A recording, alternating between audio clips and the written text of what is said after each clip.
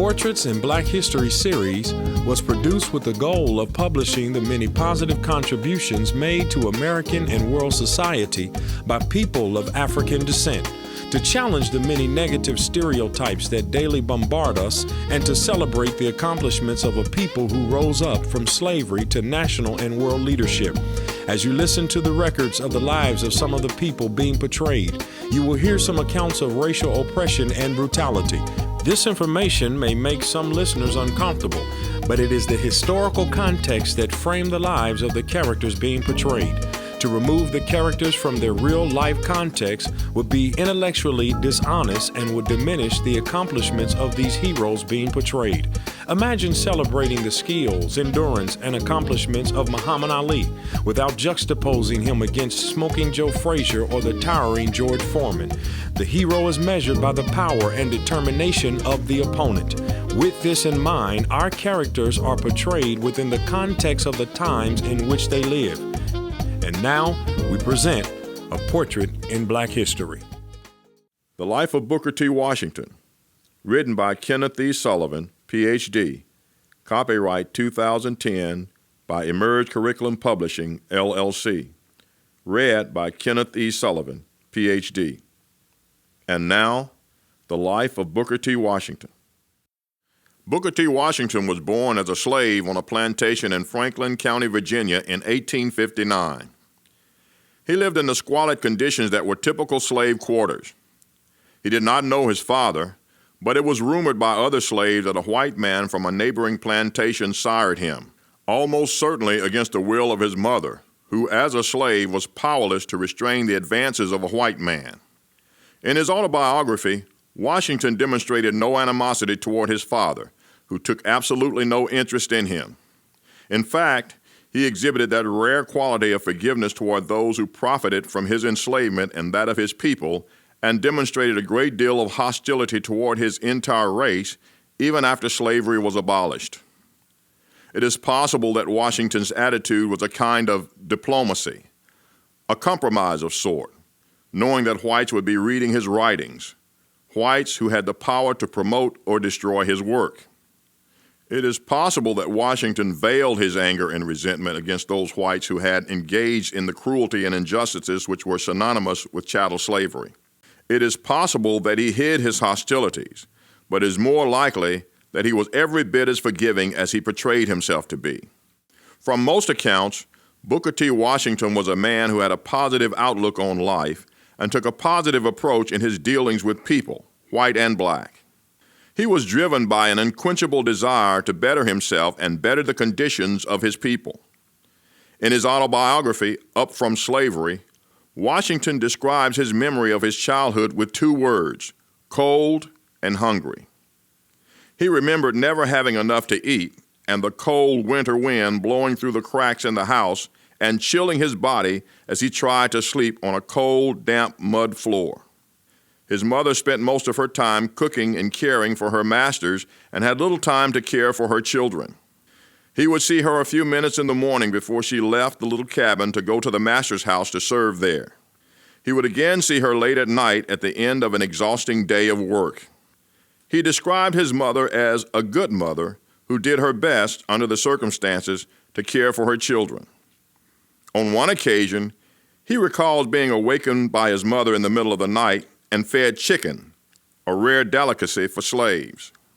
Washington is almost certain that the chicken came from the master's coop, but quickly defends his mother for probably taking it without permission by adding that it was an act of a desperate mother doing what was necessary for the survival of her children. Washington laments the fact that he never had the luxury of playing and participating in sports as the white children did. As soon as he was old enough, his days were filled with the work of a little slave boy. Fortunately for him, he was not destined to spend his whole life in slavery. When he was a child, rumors of the war to free the slaves filtered through to the slave quarters. His first thoughts about the abolition of slavery came as he overheard his mother praying early one morning for Mr. Lincoln and his armies to defeat the South and free the slaves. She prayed that her children might be free. The slaves were able to stay abreast of the latest news by maintaining a sort of message relay system or grapevine, often getting particulars about the outside world even before their masters. Any slave who happened to be at the post office or some other public place where whites congregated to converse would casually listen in on those conversations as they discussed the latest news. The slave would then hurry to relay the news to other slaves who would pass it on down the line to others. From the very beginning of the American Civil War, the slaves knew that the major issue was freedom for the slaves, even though President Lincoln attempted to keep slavery from becoming the issue. Lincoln hoped to stop the southern states from successfully pulling away and starting a new and separate nation without even dealing with the issue of slavery. Although he abhorred slavery, Lincoln's primary concern was to preserve the Union, and if he could have done it without freeing the slaves, he would have.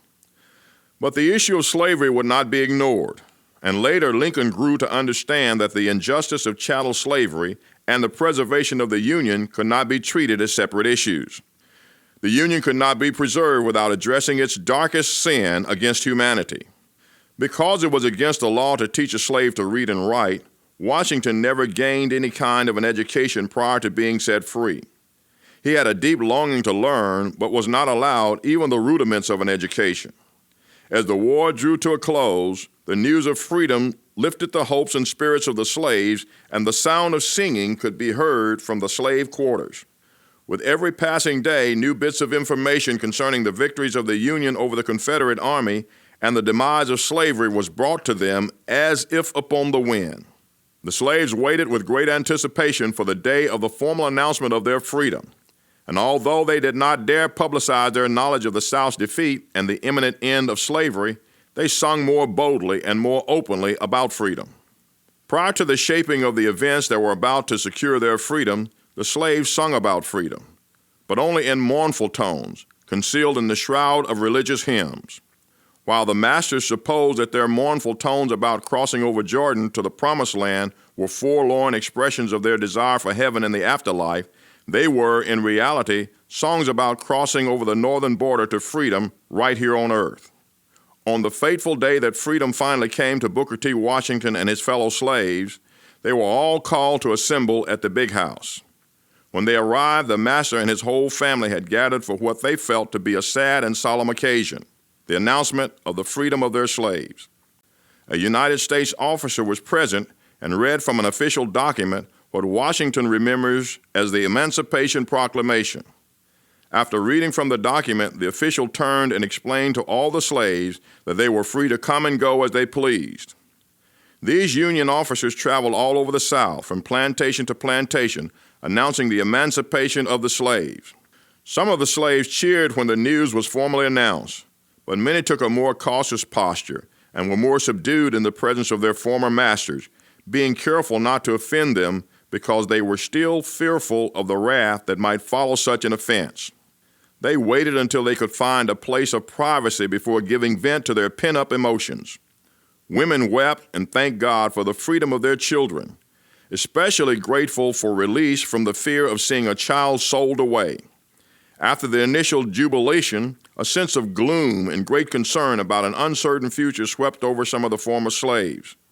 Suddenly, they realized that the burden of taking care of themselves had been thrust upon them without the preparation or the resources to do so. They had nothing with which to start a new life, and because the institution of slavery was one that incapacitated them, by not only allowing even the rudiments of an education, but by deliberately misinforming them. They now found themselves free, but miles behind the average uneducated white man and left to compete for a place in a nation that for the most part was hostile toward them. There was talk of reparation in the form of 40 acres of land and a mule to plow it with, but it would never materialize. In addition to everything else against them, many of the slaves were elderly and could in no way care for themselves. As the reality of what they faced filtered in, they sobered up from the initial euphoria which had been brought upon them by the news of freedom and set about trying to figure out a way to survive. To exercise their new freedom, the slaves did two things. They left the plantation, if only for a few days or weeks. They needed to see what it felt like to really be free to come and go as they pleased without having to answer to a master. Secondly, some of them felt that they needed to change their names. They felt it was inappropriate to maintain the names of their masters, and since they were free men, they did not want to continue to carry a slave name. Washington had a stepfather who lived on a different plantation, rarely came to visit his mother, and had no real influence in his life. After the arrival of freedom, he came to claim his wife and family. Washington's mother had a brother who had escaped to West Virginia before the war, who sent for them, and they all made the long and grueling journey over mountains and rough and hazardous terrain, finally arriving in Malden, West Virginia. After his arrival at Malden, Washington began work in the salt furnaces, but most of what he earned went for the support of the family. Malden was a squalid community with unsanitary conditions and gross immoral behavior. It was a mixed community of the poorest whites and blacks, and the overall environment was not much better than that of slavery, except for the fact that one could come and go as he or she pleased. The blacks of the Malden community, most of them newly freed slaves, had a deep desire to learn. They organized and combined their meager resources in order to hire a teacher. After locating a young black Union Army veteran with considerable education, they hired him as the community teacher. The teacher would alternate boarding from family to family and was paid a small salary. The school was filled night and day. What happened in Malden was happening all over the country. A nation of blacks of all ages were finding ways to gain something of an education. Day schools, night schools, and Sunday schools were all filled to capacity as eager students crowded in. The elderly wanted to learn solely for the purpose of reading the Bible. They were willing to struggle through, along with the young, in pursuit of their goal. Many were turned away because of lack of space. Washington had long desired to go to school, even from the time he had been a little slave boy. He had once peeked into a classroom of white children wearing their best clothes, all lined up in neat rows, and he thought to himself that going to school would be the next thing to heaven. But when classes began in Malden, he was disappointed to find that his stepfather wanted him to continue working in the salt furnaces rather than attend school with the other children. His mother acquired a little blue back speller, and from this he taught himself the alphabet. But this, of course, was not enough. He managed to persuade the teacher to hold evening classes, and in a short time he was exceeding the achievement of the regular day students. After a time, his stepfather agreed to allow him to attend regular day classes, but he had to report to the salt furnaces immediately before and after school. On his first day of school, Washington was embarrassed because as the teacher was doing roll call, he noticed that all the other students had first and last names while he had no last name. So, in an instant, he decided to take the last name of Washington. Later, he learned that his mother had given him the name of Taliaferro. This he took as his middle name and shortened it to the initial T, hence the name Booker T. Washington. Washington learned all he could at the little makeshift school of Malden, but still he thirsted for more education. In the meantime, he worked at the coal mines that provided the fuel to run the salt furnaces. The life of a coal miner was difficult, dark, and dangerous. The mines were often a mile underground. There was total darkness, and the danger of being killed or buried by an explosion or cave-in kept Washington in constant fear. One day, while in the darkness of the mines, Washington heard two men talking about a school for Negroes, which had been established by a veteran Union Army officer. The school was Hampton Institute. Washington listened quietly and decided that he would attend this school. At about the same time, he heard about a position of employment with a family called the Ruffners. The position was that of a houseboy, which required the performance of household chores and running errands. He had heard that Mrs. Viola Ruffner was a very stern and demanding woman and difficult to work for, but he was desperate for the position and knew he could handle the pressure. While in Mrs. Ruffner's employ, Booker learned what he refers to as one of the most valuable lessons of his life, that of discipline. Mrs. Ruffner was a strict disciplinarian. She had a high standard of excellence, and she taught Washington to demand more of himself and to also maintain high standards. His experience with Mrs. Ruffner helped to shape his character in preparation to take his place as a leader of people. Booker worked hard to please Mrs. Ruffner, and in time they became close friends. When she saw his earnestness, she took it upon herself to help in his educational pursuits. Having been a teacher herself, she loaned him books and helped with his instruction. She taught him to take pride, not only in his work, but in his appearance. Washington felt that the lessons he learned from Mrs. Ruffner were as valuable as any education he could receive at any institution of higher learning. In 1882, when he was about 16 years old, Washington decided it was time to pursue his dream of receiving a higher education, so he left Viola Ruffner's household to become a student at Hampton Institute. When the black community of Malden heard what he was trying to do, they took up a small collection of nickels, dimes, and whatever they could give and presented it to him. Washington received the small donation gracefully and set out for Hampton. He ran out of money about halfway before reaching his destination and had to continue on foot. After arriving at Richmond, 82 miles from Hampton, the realization that he had no money and nowhere to sleep dawned forcefully upon him. His only option was to crawl under a boardwalk for the night. The next morning, he was able to secure temporary employment working for a ship captain as a stevedore. Washington worked during the day but was paid only enough money for food.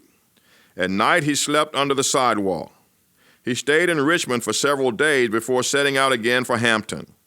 In early October of 1872, he finally arrived at Hampton. He appeared before Mary Mackey, the principal, who did not know what to make of him, looking as he did like a tramp. Mrs. Mackey asked him a few questions about his education and decided to test his worthiness by asking him to clean the recitation room. Sensing that this was his entrance exam, Washington set eagerly to work. When he had gone over the room 3 times, he presented it to Mrs. Mackey, who was well pleased and accepted him into Hampton.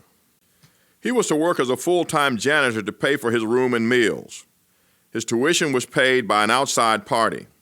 Because he had many large rooms to clean, Washington worked late over into the night and had to rise at 4 a.m. in order to set aside time to do his studies for class. Most of the instructors at Hampton were white. Washington was amazed at how unselfishly they devoted themselves to the cause of educating blacks. The head of Hampton was General Samuel Chapman Armstrong. Washington was deeply impressed by General Armstrong and quickly developed a strong admiration for him as a mentor and father figure. Armstrong was 33 years old when Washington came to Hampton. He had been one of the youngest generals to fight in the Civil War. Armstrong had fought for the abolition of slavery and afterward devoted himself to the betterment of blacks. He founded Hampton Institute in 1869 and operated it like a military academy. Everything was strictly organized, and classes and duties were regimented by bells.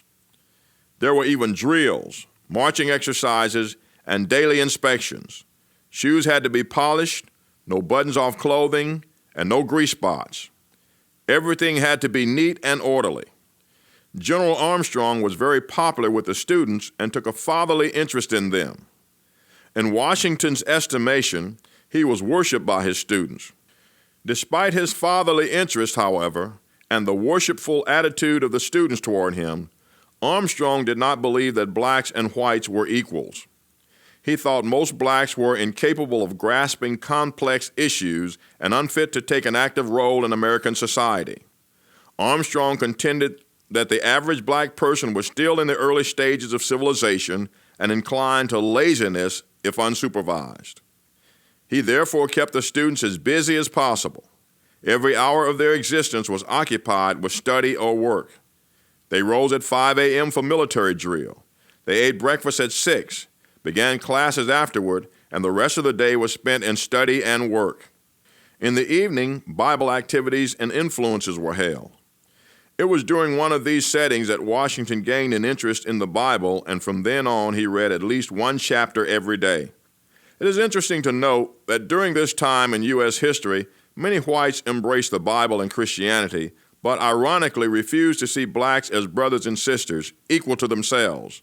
Many of the whites who boasted loudest of their Christian heritage were guilty of some of the grossest acts of brutality and injustices toward blacks. In his book, The Narrative of the Life of Frederick Douglass, Frederick told of a white master who whipped his slaves every Sunday before going to church and would use the Bible to justify his actions. Many Southern whites embraced Christianity while treating blacks as a separate and subordinate race. General Armstrong was no exception. This contradiction was not wasted on Douglass, who blasted the kind of Christianity that not only countenanced slavery, but acted in complicity with men stealers and slave traders. Most of the students at Hampton were studying to become teachers. Armstrong felt that a strong moral character was the foundation of a civilized society. He felt that blacks lacked this kind of moral character, and he spent a great deal of time trying to instill it in them. Because he felt that the basic needs of blacks was the knowledge that labor was dignified and that there was a great deal of satisfaction as well as moral improvement to be gained by the performing of a task well done, Armstrong did not stress higher learning among blacks, but emphasized industrial education. He required his students to learn skills other than teaching, skills like printing, sewing, carpentry, shoemaking, and other vocational skills in order to make themselves marketable, contributing members of society. Armstrong theorized that this would gain respect for them from their Southern white neighbors. He urged self-reliance, not reliance upon the courts as a means of ending racial discrimination. He said that patience is better than politics, and that industry was a shorter road to civil rights than Congress had in its power to make. Despite his condescending attitude toward his black students, it seems that General Armstrong had a sincere desire to assist blacks in their struggle to better themselves. However, his belief that blacks were intellectually and morally inferior compelled him to steer them in the direction of subordination to whites. In 1875, Washington graduated from Hampton Institute. He immediately returned to Malden, West Virginia, and accepted a teaching position. In addition to basic academic skills, Washington stressed the importance of physical hygiene to his students. He made a daily inspection of the students, just as General Armstrong had done. His primary goal was to help blacks assimilate peacefully into mainstream white society, equipping them with skills and character which would make them completely indispensable to whites. Having defined these goals in his own mind, he set out to work tirelessly to accomplish them. He was so singularly focused upon his life's goal of assimilation by accommodating whites that he was thought of as a traitor or sellout by those blacks who took a more confrontational approach in seeking civil rights for blacks. Washington taught day and night. He opened a night school, Sunday school, and gave reading and spelling lessons. He became active in the affairs of the local church. He stressed the importance of industrial education as a means of self-help. By 1876, he was teaching nearly 200 students, all of whom were learning at a different pace. He taught his own brothers, James and John, who both later attended and graduated Hampton and became teachers. He worked for 3 years in Malden and Tinkersville. When he looked at the monumental task before him, Washington sometimes experienced discouragement, but he gained encouragement by reminding himself that his struggle was not for his own personal gain, but for the betterment of his race. In addition to his teaching duties, Washington became lightly involved in politics. In 1887, he went on a speaking tour to convince black residents that Charleston should become the state capital of West Virginia. Partly as a result, on August 7th of that same year, Charleston was voted the permanent state capital. This small victory made Washington keenly aware of the power and influence of words. He was so encouraged by the success of his speaking tour that for a time he considered a career as a lawyer. He began to study law in his spare time, but later abandoned the idea. He realized the limitations of a law career for a black man and determined to dedicate his life to raising the status of his people through education. From an early age, Washington wanted to contribute in a large way to the betterment of his race. During this time in his life, there was a kind of restlessness, a searching to find the place of greatest influence in the lives of his people. He attended Wayland Seminary after giving up teaching for a time, possibly considering a career as a Baptist minister. He became disillusioned with his studies at Wayland because he simply could not see the practicality of the curriculum, which he perceived to be too intellectual and abstract to be instrumental in addressing the needs of Southern blacks. Having lived in the South all his life, he knew that African Americans who chose to remain in the South would not be given much opportunity to put such knowledge to use. They needed survival skills. Washington felt that his fellow students were handy with Greek and Latin, but were not learning anything about life and survival. He saw many of his students as superficial and more concerned about fine clothing and putting on a grand facade than the quality of their education. Being a modest person, Washington was appalled to see that many of the young African American men had become swept up in the desire to keep up appearances and present themselves as more than they actually were. He watched as some of them squandered their meager earnings of a few dollars a week on the best clothing their money could afford in the effort to persuade onlookers that they were men of means. Washington could not understand such a superficial attitude when the black community was in such disarray. He wanted to spend his time in pursuit of an education which would prepare him to aid his suffering people. So, after a year and a half of studies at Wayland, he left the school in search of a more certain means of bettering himself and the condition of his people. In 1879, Washington received a letter from General Armstrong requesting that he come to serve as a faculty member at Hampton Institute. The school was entering its 10th year when Washington joined the faculty. Hampton was a model industrial school, and Washington was proud to serve as a member of the faculty. Regrettably, Hampton was a school that reflected the same segregationist and racist attitude which was common in the South. Washington's salary was less than that of white teachers, and he was expected to eat in a separate dining room away from the white teachers. These constant reminders of his perceived inferior status did not seem to bother Washington as much as the prideful and pretentious attitudes of the students from Wayland who flaunted what they did not have. Perhaps because he had become somewhat accustomed to this kind of unjust treatment, having been born a slave. Perhaps he was simply being patient because he sincerely believed that the attitude of the Southern whites would change once they had the opportunity to see that blacks were worthy of their respect. In this, Washington was something of an idealist. He hoped that once African Americans had developed their minds and skills through industrial schools like Hampton, whites would be compelled to accept them into society as full citizens. In this, Washington was sadly mistaken. Despite the best efforts of African Americans and their patient waiting for the decency of the Southern whites to surface and compel them to do the right thing, no meaningful change would come for Southern blacks for 100 years after they had been freed from slavery at the close of the Civil War. The change that did eventually come, long after Washington's demise, was not brought about by patient endurance, but by head-on confrontation through boycotts, peaceful protests, and by exposing the raw savagery of Southern whites to the whole world through an invention called television. It would not be the conscience of Southern whites that would be moved to change conditions in the American South, but the conscience of the outside world.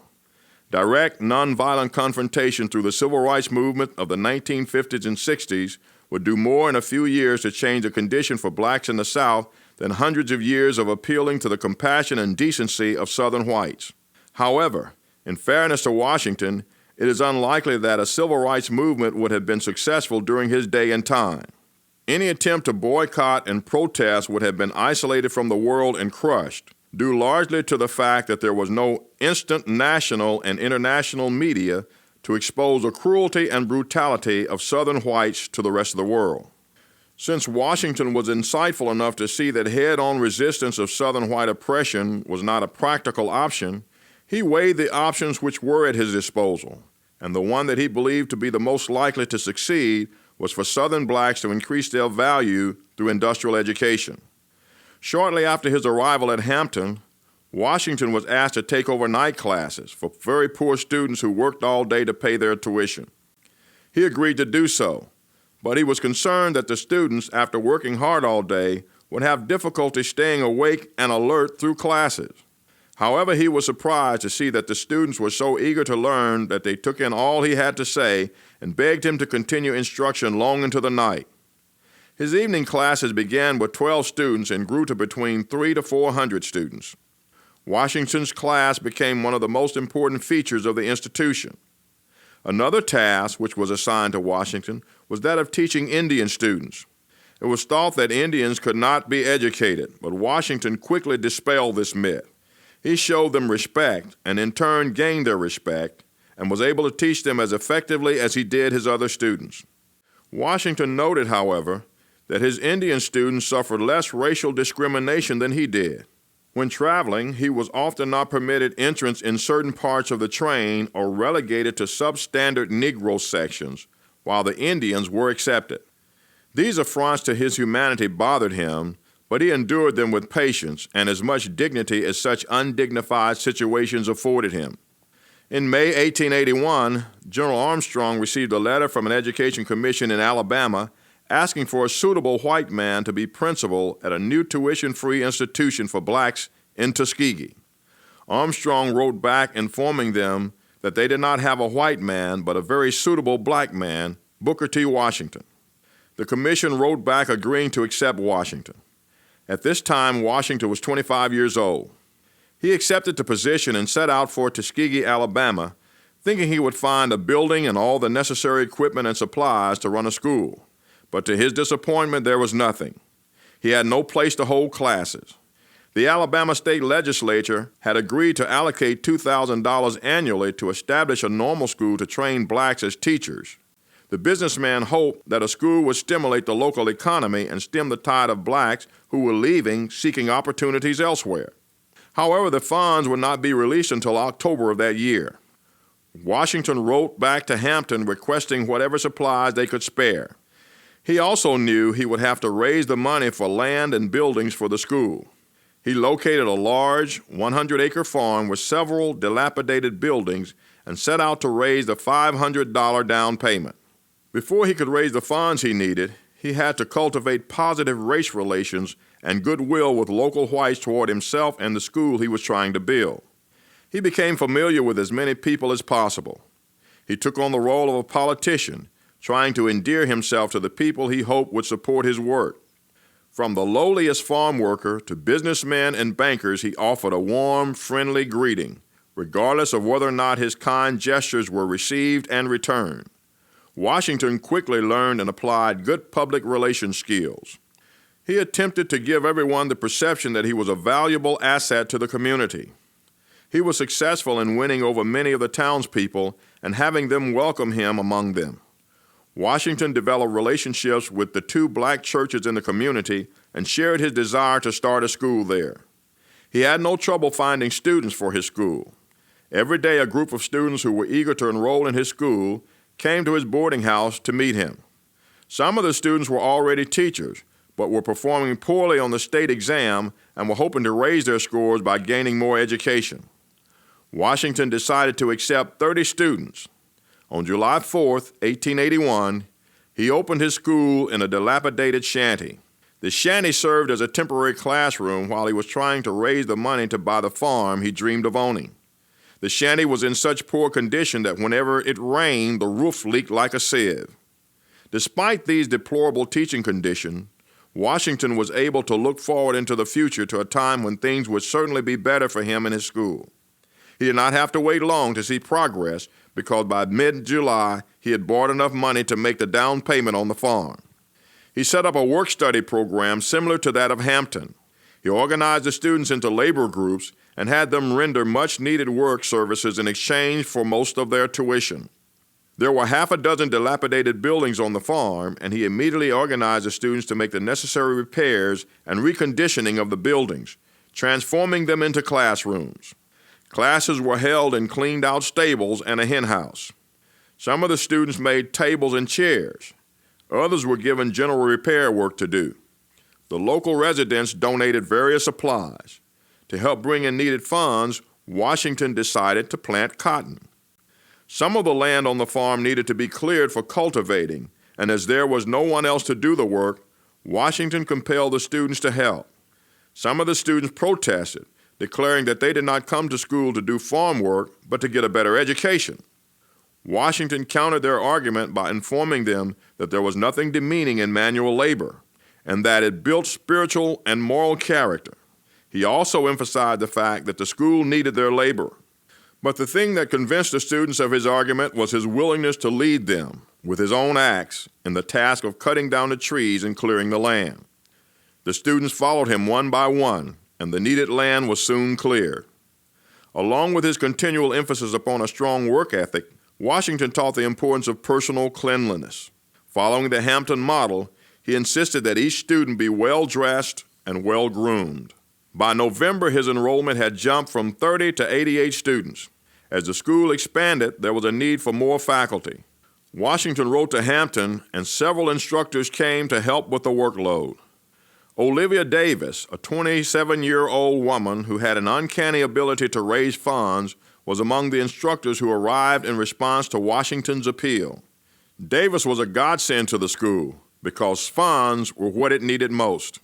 She organized benefit suppers, literary entertainment, and encouraged the students to go from door to door soliciting funds. Davis never seemed happier than when she was giving all of her strength to the cause of educating African Americans. Washington made plans to build a dorm for the students because he saw the need to have them all together and accessible. This would allow him to better influence and impact their lives. He also knew that a dorm would add a greater touch of professionalism to the school and bring a sense of identity to the students.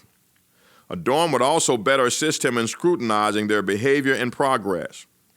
He drew up the plans for a large dorm building, and he and Miss Davis went on a 2-month fundraising tour. Armed with letters of introduction, they called at the homes of known philanthropists and explained the importance of industrial education. They also spoke before a number of church groups and social organizations, and by the end of May 1802, they had collected more than $3,000, enough to begin construction on the new building. In 1882, Porter Hall, which was named after the most generous donor, was completed. Porter Hall contained offices, classrooms, sleeping quarters, a library, chapel, dining room, and a commissary. The building was 3 stories tall. It was the tallest building in Macon County and became the pride of the Tuskegee citizens. In the same year Porter Hall was constructed, Washington returned to Malden and married a former student, Miss Fanny Smith. The following year, their first child was born. Washington beamed with pride over his little family. They were very happy together with a very bright future and their whole lives ahead of them. But their hopes and dreams of a happy life together were dashed by a freak accident when Fanny took a fatal fall from a wagon. At 28 years old, Washington was a widower. To cope with his tragic loss, he focused his attention upon his work. He began to shift the emphasis of Tuskegee from that of a teacher training school to industrial and vocational training. He felt that there were quite a number of schools springing up where a student could receive extensive mental training, but those with an emphasis on trade skills, in addition to mental skills, were few in number. Along with academic training, he offered his students training in farming, carpentry, printing, brickmaking, blacksmithing, housekeeping, and sewing for his female students. Later, he added cabinetry, shoemaking, wheelwrighting, wagon building, painting, mattress making, and broom making. Washington wanted his students to learn trades that were relevant to the post-war economy. The academic coursework at Tuskegee was tied in with the trades and vocational skills the students were required to learn in order to show them practical application. For example, students in math classes were required to measure the length and width of the floor in order to calculate the amount of carpet needed. While he had a respect for Greek, Latin, and other liberal subjects, he saw them as useless and impractical in the everyday lives of Southern blacks who needed to learn survival skills in a hurry. Cultural refinement was a luxury that could wait upon economic necessity. The discovery of a deposit of brick clay on the Tuskegee property provided the school with a raw material that could be used to produce the bricks needed for future building construction. The bricks could also be sold to raise revenue for the school. Washington saw the potential enterprise in this clay deposit and took immediate advantage of it. He secured the money to build a brick kiln, about $200, and began his production of bricks. The students made 25,000 bricks, but to their disappointment, the first and second batch of bricks did not fire properly. Hundreds of student work hours went up in smoke. On the third try, the kiln collapsed and ruined thousands more bricks that seemed to have been firing properly. At this point, many of the students became disillusioned and quit the school. Washington was very discouraged, but his hopes were not crushed. Determined to make it work, he managed to scratch together enough money to repair the kiln. He made another batch of bricks and tried another firing. He was overjoyed to see that the fourth firing was completely successful. Over the next 20 years, Washington would construct 40 buildings on the Tuskegee campus, all built with their own bricks. By the beginning of the 20th century, his kiln was turning out 1 million high-quality bricks per year, which sold for a good price throughout Macon County. As the school began to grow, Washington hired his brother John as a business agent. In 1885, he married Olivia Davis, who had been promoted to the position of principal of Tuskegee, and she bore him 2 children, Booker T. Washington, Jr. in 1885 and Ernest Washington in 1889. During this time, Washington became the spokesman for the black race. He urged his students to peacefully assimilate into Southern white society. He believed this to be the safest and most prudent course for blacks. He felt that blacks could not afford to alienate themselves from Southern whites. This conciliatory attitude certainly gained enthusiastic support from whites, but it generated a degree of resentment and disrespect from Northern blacks, who felt it was time for fair and equal treatment from whites. They were fed up with trying to placate whites. They were clamoring for laws extending full citizenship rights to African Americans. But Washington had much at stake. He had built a thriving educational institution and was making a powerful impact in the lives of many Southern blacks. From his perspective, the best approach was not to antagonize whites, but for blacks to make themselves indispensable to them by learning the kinds of skills that were in demand. Because of his accommodating philosophy, Washington won friends in high places. The Alabama legislature continued to appropriate increasing sums of money to Tuskegee. His efforts were being praised on the floor of the U.S. Senate. He was able to make recommendations that influenced the quality of education for blacks. In July 1884, he was invited to speak at an annual NEA conference. He deviated from the subject of education to that of race relations. Playing to white sentiments, he rejected the need for civil rights legislation for blacks and instead made an appeal for good school teachers and the funds to pay them, suggesting that this was the best solution to the race question.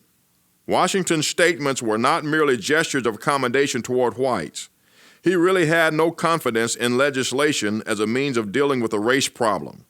His lack of confidence in the system seemed to be confirmed in 1883, when the Supreme Court struck down the Civil Rights Act of 1875 as unconstitutional.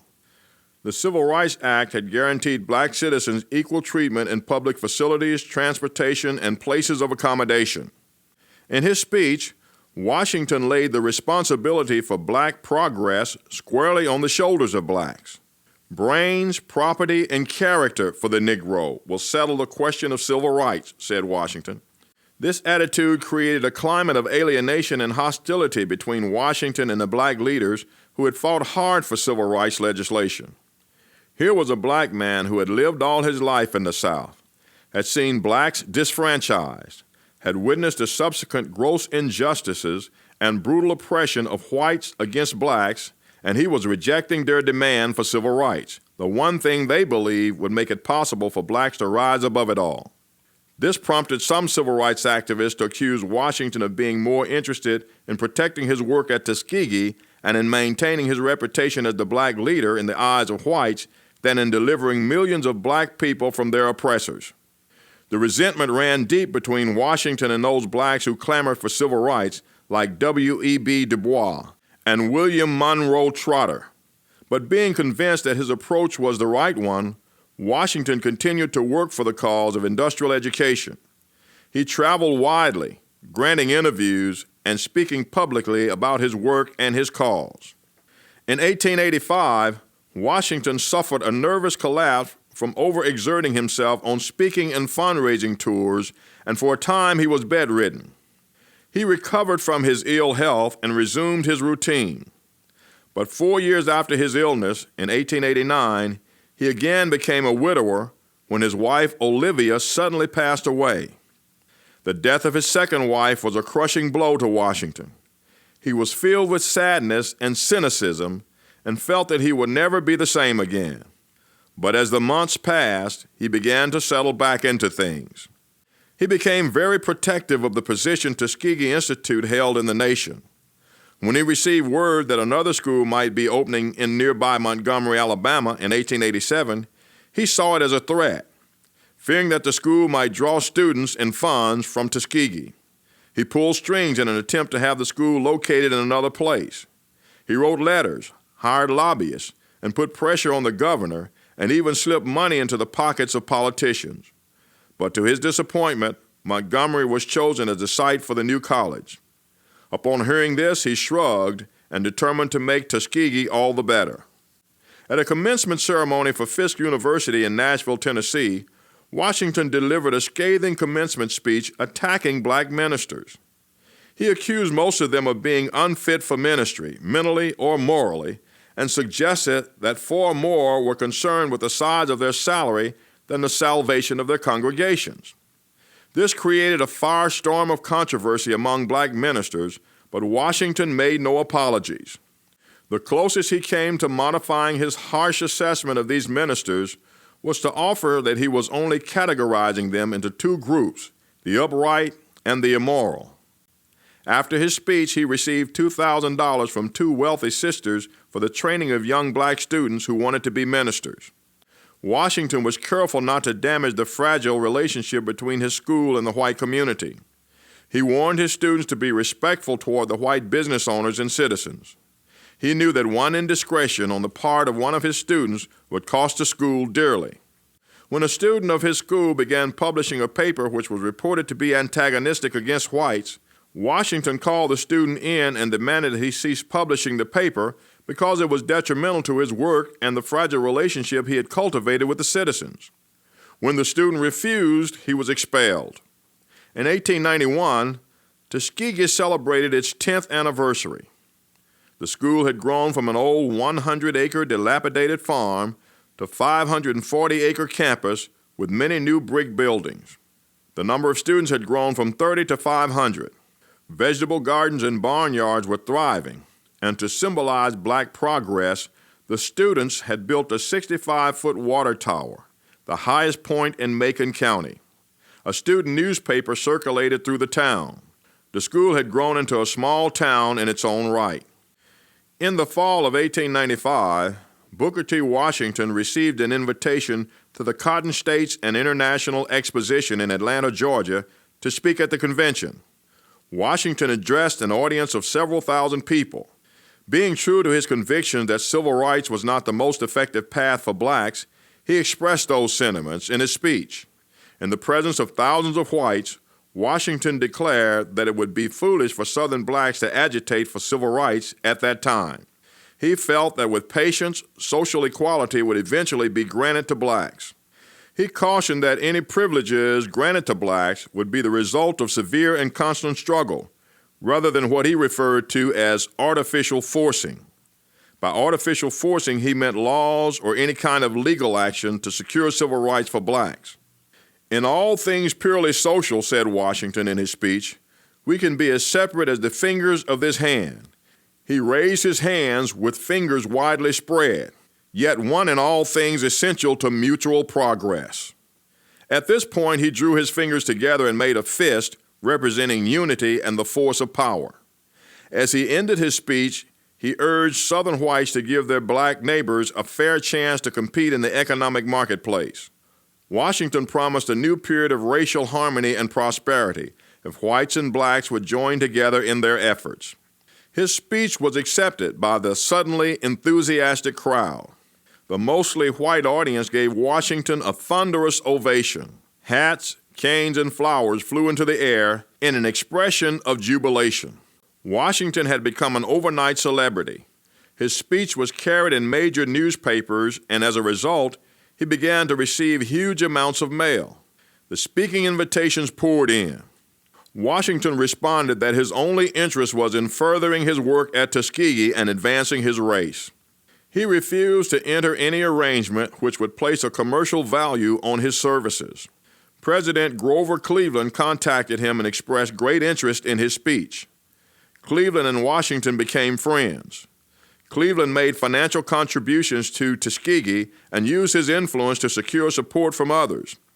In most of his speeches, Washington urged Southern blacks to educate themselves and stop agitating over the issue of civil rights. He was telling white America exactly what they wanted to hear and was regarded by them as an unusually wise man. Washington's ultimate objective was not the appeasement of white America. While he believed what he preached, his appeasing gestures and overtures were only a means to the end of raising the status of black America. Wherever he spoke, the halls were filled to capacity. The opinions of blacks were mixed.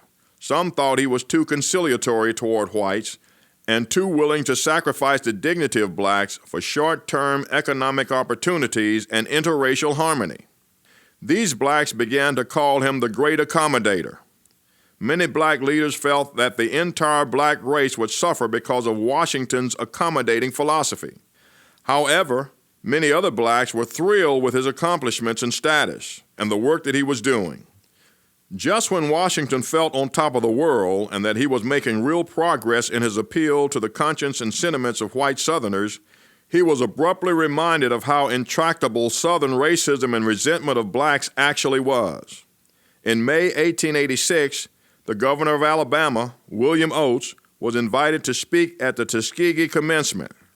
He used the opportunity to make it clear to Washington and other blacks that his compromise would never win him equality from whites, but indeed, what Southern whites wanted was not racial harmony, but subjugation and subordination of blacks. "I want to give you niggers a few words of plain talk and advice," he told the students and faculty with a tone of indignation. "You might as well understand that this is a white man's country as far as the Southern whites are concerned, and we're going to make you keep your place. Understand that. I have nothing more to say to you." With that, Governor Oates boldly and unapologetically threw Washington's accommodating overtures back in his face. Washington cut short the ceremony. "Ladies and gentlemen," he said, "I am sure you will agree that we have had enough eloquence for one occasion. We will now sing the doxology and be dismissed." Despite the kind of insults as those from Governor Oates, Washington continued to seek the good graces of Southern whites. He had learned that not all whites felt like Governor Oates. Indeed, he had won the praise and support of large numbers of whites, and he knew that he would continue to have their support as long as he said and did things in a way which was not threatening to their status as the superior race. Washington felt very strongly that it was not yet time to challenge the notion of white supremacy. He was relegated by the time in which he lived to navigating his way through these kinds of supremacist attitudes without ever directly challenging them. He could not afford to antagonize those who were clearly in a position to destroy his work, and so he walked the path of what some called accommodation. In 1896, Washington received an honorary Master's of Arts degree from Howard University. As a result of this and his Atlanta speech, Northern philanthropists began donating large sums of money. Washington had desired to build a strong agriculture department for 15 years. In 1896, the Slater Fund for Negro Education provided Tuskegee with enough funds to establish such a department. Washington immediately began to look for a black instructor to direct this new department. He was fortunate to discover a highly intelligent, highly dedicated, and disciplined young man named George Washington Carver. Carver was teaching at Iowa State College and working toward a master's degree in agriculture. He was flattered to receive the invitation to serve at such a highly distinguished school as Tuskegee, but he explained that he wanted to finish his master's work first. Washington agreed and secured the agreement by guaranteeing Carver an annual salary of $1,000 plus board. When he later arrived at Tuskegee, Carver was assigned a rather heavy workload. He had the responsibility of overseeing the new agriculture department, running 2 farms, directing an agricultural experiment station, teaching classes in botany, chemistry, and agricultural science. He also had to serve as the campus veterinarian and to landscape the campus. Carver knew that Washington did not take kindly to complainers, so he undertook his assignments enthusiastically. Within 1 year's time, George Washington Carver had established himself as one of Tuskegee's most popular and inspirational teachers. He did a great deal to help Southern farmers improve their crops, carrying out scientific experiments. He studied different kinds of cotton, tested organic fertilizer, and worked on ways to restore worn-out soil and published his findings in a simple publication which was of great benefit to farmers throughout the South. In 1899, Washington traveled to Europe and met with such dignitaries and celebrities as Mark Twain, Henry Tanner, Susan B. Anthony, Sir Henry M. Stanley, the African explorer, and former President Benjamin Harris. In Paris, he had tea with Queen Victoria. He addressed various schools and social organizations. Washington enjoyed his stay in Europe, but the trip was overshadowed by an incident that happened just prior to his departure from America. A black man named Sam Hose was accused of rape and murder. A lynch mob caught Hose, hung him, burned his body, and passed around the pieces of his burned body to the crowd. Blacks in America were outraged and horrified over this vicious, inhumane incident. Washington was asked to make a public statement. Being aware of the delicacy of this situation, he stated, "I feel constrained to keep silent and not engage in any controversy that might react to the work to which I am now lending my efforts." He did add that the permanent cure for such ugly behavior as lynching was education. It pained Washington to have to maintain such a subdued posture in the face of such an outrage against his race, but he always counted the cost of his statements and actions against his work at Tuskegee. Washington's statement about the Hose murders was not what Black America wanted to hear. An organization called the Afro-American Council, founded in 1898, debated Washington's response. Washington considered attending the first meeting of the council to address the needs of Black America, but felt it best that he stay away. The council hotly criticized him for not attending the meeting. Washington decided to establish another organization to stimulate and assist black business. The organization was called the National Negro Business League. The design of the NNBL was to promote the achievement of black businessmen and protect consumers, and to teach enterprising but poor blacks how to become successful in business. More than 300 businessmen attended the first meeting, which was held in Boston. NNBL branches were being founded in major cities all across the country. During this time, Washington wrote several books, the first of which was The Story of My Life and Work. His second work, Up from Slavery, became a classic. The book was a biography of his life from a little slave boy until the time of his European travels in 1889. The success of the book boosted the image and financial stability of Tuskegee Institute. A number of philanthropists read the book who had not previously given much to the cause of black education. George Eastman, a wealthy camera manufacturer, wrote to Washington, "I have just finished rereading your book and have come to the conclusion that I cannot dispose of $5,000 to any better advantage than to send it to your institute." Years later, after Washington's death, Eastman donated $250,000 to the Tuskegee Memorial Fund. In 1901, Washington had reached the pinnacle of his career. His work at Tuskegee was praised in newspapers all across America. Nearly 1,100 students were enrolled at the school, and Tuskegee's total assets exceeded $325,000. Because of his fame and strong budget, Washington was able to secure some of the nation's finest black instructors.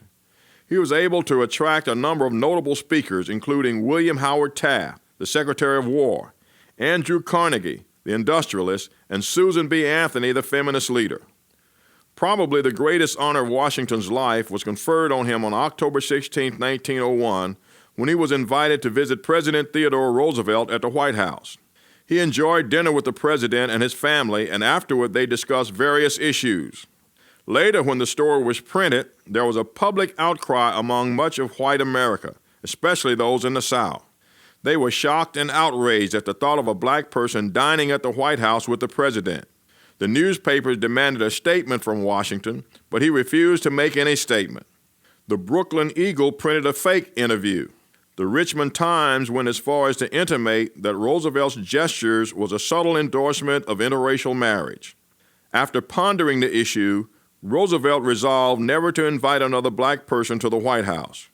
Despite this whole controversy, Washington's position as a black leader was strengthened.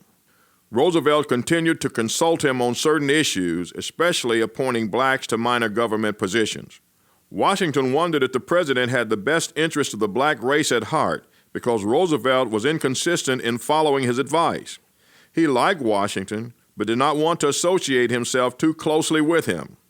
Being an experienced politician, He knew he needed the support of an influential group of Southern Republicans called the Lily Whites, who in the 1890s had successfully eliminated blacks from nearly every arena of American politics through a discriminatory practice called disfranchisement. The 15th Amendment was ratified in 1870. It was put in place to prohibit denial of voting rights on the basis of race. After the passage of this amendment, large numbers of black men began to vote. In 1890, Southern white politicians passed a series of legal maneuvers, making it impossible for blacks to vote. By 1910, the South had disfranchised nearly all of its black residents. Washington worked behind the scene to fight disfranchisement, although he felt that the right to vote should only be extended to those citizens, black or white, who had demonstrated responsibility through education and ownership of property. In 1899, after putting together a band of politicians that were sympathetic to blacks concerning this issue, Washington attacked a disfranchisement bill facing the Georgia legislature. To his disgust, he discovered that almost no support came from the black population he was trying to help. I have been corresponding with leading people in this state, but cannot stir up a single colored man to take the lead in trying to head off this movement. They will not even answer my letters, said Washington. But he continued the fight, and the Georgia bill was defeated by a landslide. But 2 years later, the issue came up again in Alabama. Washington organized with a small group of conservative black leaders and drew up a public statement. The Negro is not trying to rule the white man, but since he is taxed, punished for crimes, and called upon to protect his country, he should share in some humble way in choosing those who would rule over him. The statement failed to garner the sense of reason Washington had hoped for, and disfranchisement was legally adopted in Alabama. Many blacks were becoming increasingly critical of what they thought to be a too slow and unlikely approach to race problems, and increasing hostilities toward blacks. Blacks fell into two camps: those who supported Washington and thought he was doing everything he could for the race, and those who saw him as an embarrassment to the race and a great compromiser and hindrance to black progress. The latter was a group of educated Northern blacks, one of which was William Monroe Trotter, who was the co-founder of the Boston Guardian, a weekly black newspaper that savagely attacked Washington's placating policies.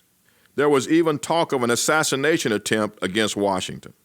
After a riot at a Boston church where he was scheduled to speak, Washington began to adopt strategies to protect himself against his opponents. He established 3 newspapers of his own to herald the accomplishments of Tuskegee. He organized the Tuskegee Machine, a loyal group of supporters who infiltrated the camp of his opponents and reported plans and strategies to him. He attempted to suppress those publications that criticized him. Another of Washington's staunchest critics was William Burghardt Du Bois. Du Bois was a faculty member at the Atlanta University. He admired Washington's self-help ideas, but thought he was too narrow in his approach to education. Du Bois felt that Washington was stunting the intellectual growth of the race by discouraging blacks from attending college and focusing instead on vocational and industrial training. Du Bois also criticized Washington's lukewarm approach to such gross injustices as lynching and segregation, and declared that the time had come for blacks to demand their civil rights. Du Bois was followed by the intellectual crowd of Northern black men and women who were eager to have Washington replaced as the image of black leadership. Washington sought to bridge the gap between himself and his opponents by staging a 3-day conference at Carnegie Hall. Du Bois declined the invitation at first, but later decided to attend. But the conference was not successful in reconciling their differences. In July 1905, Du Bois, Monroe Trotter, and a group of other black leaders established an organization called the Niagara Movement, a forerunner of the NAACP. The objective of the Niagara Movement was to destroy all class distinctions based on race or color. The leaders issued a proclamation which read, "We claim for ourselves every right that belongs to free-born Americans, political, civil, and social. We want full manhood suffrage, and we want it now, henceforth, and forever." The first Niagara meeting was held near Niagara Falls at Fort Erie, Ontario. Washington saw the Niagara Movement as a personal affront to him and the work he was doing at Tuskegee. The second meeting of the Niagara Movement boasted a membership of 170, which was small compared to Tuskegee, but large enough to be perceived by Washington as a threat to his work. He sent spies to infiltrate the organization. He tried to suppress their newspaper. He even hired detectives to investigate the lives of the members. Washington was successful in stifling the movement. Du Bois had to spend too much of his time fighting the Tuskegee machine to be an effective leader. Another factor leading to the defeat of the Niagara Movement was Du Bois' attempt to cultivate the talented 10th. He envisioned a 10th of the most educated and intellectual black Americans as the leaders of the race. In his attention to the talented 10th, he lost touch with mainstream black America, the middle and lower economic and social classes, most of whom continued to follow Washington. Every year, hundreds of visitors flocked to Tuskegee. The overall atmosphere of the school, the cleanliness, efficiency, and order found there surprised many of the visitors who expected to find some degree of squalor in an all-black institution. Foreigners were especially fascinated by the school. Many of them had read Up From Slavery, which had been translated into many languages. Cubans, Puerto Ricans, Haitians, and Jamaicans all sought enrollment at Tuskegee. In 1906, the Institute celebrated its 25th anniversary. Thousands of Southerners came to share in the celebrations. Andrew Carnegie was the keynote speaker. He built the students' optimism by urging them to prepare themselves and all rights would be added to them. But their optimism was quickly doused by the second speaker, Secretary of War William Howard Taft, who declared that blacks were not fit to enjoy or maintain the benefits of higher education. Yet he praised the industrial aspect of the school. His racist statements saddened the once jubilant crowd of celebrants. Washington's philosophy of accommodation was sorely tested in the later years of his life by two particular events. On August 13, 1906, in Brownsville, Texas, a large black regiment stationed at Fort Brown was accused of an attack which left one white man dead and a police officer wounded. A federal investigation was conducted, but the black soldiers could not be proven to have done the shootings. The soldiers vehemently denied having any part of the incident. Although there was no evidence of their guilt, President Roosevelt ordered William Taft to dishonorably discharge 167 men of the all-black infantry regiment. This discriminatory act outraged the black community, and because of his association with Roosevelt and his accommodating views, Washington received part of the blame from blacks. 1 month later, a race war broke out in Atlanta, Georgia on September 22nd. Hundreds of white men armed with guns, clubs, and chains descended upon Atlanta's black community. The rampage lasted 5 days, and when it was all over, 10 blacks and 1 white had been killed. Roosevelt claimed he did not have the authority to send federal troops to stop the mob violence, to the utter dismay of Southern blacks. Washington was in New York City at the time the riots occurred. He dispatched a letter urging the best of the whites and coloreds to come together in a council to end the disorder. In addition, he urged black citizens to exercise self-control and not try to retaliate. His critics saw this as nothing more than pacifism and felt that it would lead to nothing but contempt and massacre of the black race. Du Bois was outraged at the incident. For years, he had criticized Washington for his accommodating views. He declared that the great accommodator was leading the way backward. An increasing number of blacks agreed with Du Bois. In 1908, another race riot broke out in Springfield, Illinois. The incident was the catalyst that officially birthed the NAACP. William English Welling wrote an article about the riot in a northern periodical called The Independent.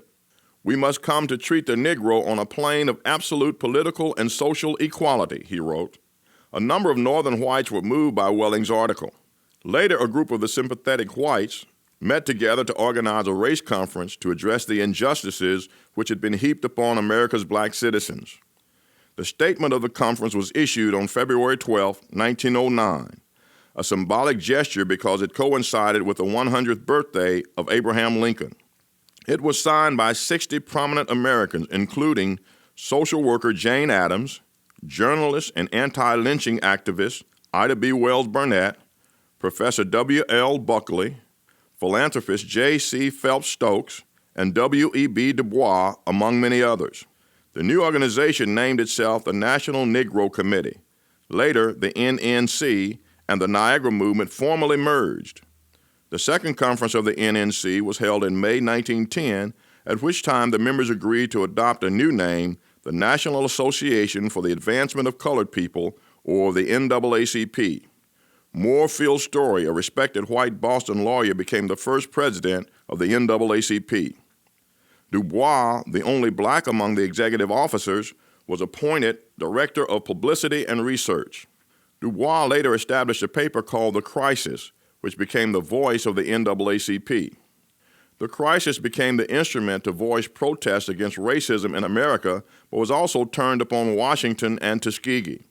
Washington made no bones about the fact that he stood against the NAACP. The increasing climate of intolerance, open rejection, and brutality sent a strong message to America's black citizens that the time had come to stop being passive about the issue of race relations. There was a dire need for strong civil rights legislation. The NAACP had a great task ahead. The politicians who sought the presidency openly made it known that they hadn't the slightest intention of addressing the race problem. Woodrow Wilson was the one exception. He ran on a campaign promising to address the plight of blacks, but immediately upon entering office, he systematically began removing blacks from all government offices. He went on to put forth a strict policy of segregation. The open criticism of Washington by Northern black leaders, coupled with the brazen actions of whites like Wilson, compelled Washington to take a bold stand. He wrote an article blasting racism entitled, "Is the Negro Having a Fair Chance?" In it, Washington concluded that black Americans had little reason to be satisfied. He also blasted lynching, disfranchisement, and the inadequacies of black education. The article was printed in Century magazine. After Wilson took office, Washington spoke more aggressively than he had ever done before, but many felt his newfound aggression was too little too late. Booker T. Washington continued to work vigorously for the advancement of blacks for the rest of his life. He had numerous books published, including The Story of the Negro in 1909 and My Larger Education in 1911. He also wrote a biography of Frederick Douglass in 1907, as well as a book about his European travels, The Man Furthest Down. But Up From Slavery was his best and most popular work. Washington was asked to address a new organization called the National Urban League, which was founded in 1910 to address the needs of blacks who were migrating from rural to urban America seeking better living conditions. In 1915, Washington's health finally broke while on a fundraising tour in New York. He was suffering from high blood pressure and resulting kidney problems, but he continued to conduct business even from his hospital bed, keeping in communication and making decisions by letter. But his condition steadily declined. When he realized the gravity of his condition, he insisted on being returned to Tuskegee. "I was born in the South," he said. "I have lived and labored in the South. I expect to die in the South." A few hours after arriving at Tuskegee on Sunday, November 13, 1915, at 4:45 a.m., Washington died. Booker T. Washington was a man who did all he could with what he had to work with. He navigated through a stormy sea of turbulent racial waters that lasted his entire lifetime. He was a man who understood his times and tried to work within the very narrowly established parameters of racial intolerance to make a positive contribution to the lives of his people. Some may question his methods and philosophy, but few would dare question his motives. Even his staunchest critics would have to admit that he was a man who devoted his life to the service of his race. Tuskegee Institute still stands, bustling with activity, as today's generation of students reap the fruit that was planted and cultivated by this great achiever. Bibliography: The Story of Booker T. Washington, Patricia and Fred McKissick, 1991, Children's Press. Up From Slavery, New York Doubleday, 1901. Booker T. Washington, Educator and Racial Spokesman, Alan Schroeder, 1992, Chelsea House Publishers.